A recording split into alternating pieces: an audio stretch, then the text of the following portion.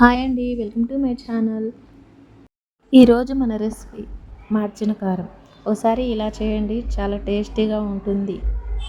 జుట్టు రాలుతుంది అనుకున్న వాళ్ళు కూడా ఇలా తింటే జుట్టు రాలటం ఆగిపోతుంది. అవిసె గింజలు, మెంతులు బాగా ఫ్రై అయిందా ఉంచుకొని, కొంచెం మినప్పప్పు, పచ్చిపప్పు, కొంచెం ధనియాలు, కొంచెం జీలకర్ర బాగా సిమ్లో ఉంచుకొని వేయించుకోవాలండి. అప్పుడు మంచి టేస్ట్ వస్తుంది. హడావుడిగా హైలో పెడితే టేస్ట్ రాదండి. ఒకసారి ఇలా చేయండి. మిరపకాయలు మన కారానికి తగినన్ని, మనం ఎంత కారం తినగలము అనేసి అలా కొంచెం ఎక్కువే పడుతుందండి. కరివేపాకు దండిగా వేసుకోండి, టేస్ట్ బాగుంటుంది. జీలకర్ర నెక్స్ట్ టైం కూడా వేసానండి నేనైతే. జీలకర్ర, కరివేపాకు ఎంత వేసుకుంటే అంత టేస్ట్ ఉంటుంది. కానీ సిమ్లో ఫ్రై చేసుకోవాలి మొత్తం. ఆయిల్ ఒక్క డ్రాప్ అంతే, ఎక్కువ అవసరం లేదు.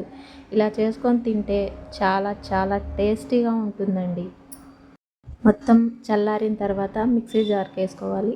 దంచుకోవాలి అనుకున్న వాళ్ళు దంచుకోవచ్చండి. నాకైతే ఫీవర్ వస్తుంది కాబట్టి నేను దంచలేకపోయాను. రాళ్ళుప్పు కన్ఫర్మ్, సాల్ట్ కొంచెం వాడటం తగ్గించుకుంటే చాలా మంచిదండి మన హెల్త్కి. ఎల్లిపాయలు ఎక్కువ వాడుకోవాలి.